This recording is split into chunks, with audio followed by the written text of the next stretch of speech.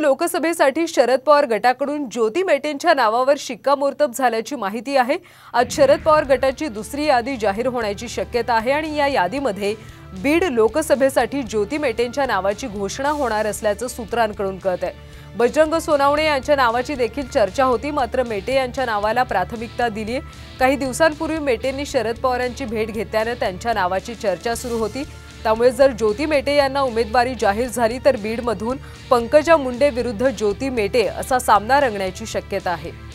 दिंडोरी लोकसभेच्या जागेवरून महाविकास आघाडीमध्ये रस्सीखेच कायम असल्याचं चित्र आहे। शरद पवार गटाने भास्कर भगरे यांना उमेदवारी जाहीर केल्यानंतरही माकपने दिंडोरीच्या जागेवर पुन्हा दावा केला। माकपचे माजी आमदार जीवा पांडू गावित दिंडोरीतून निवडणूक लढवण्यास इच्छुक आहेत।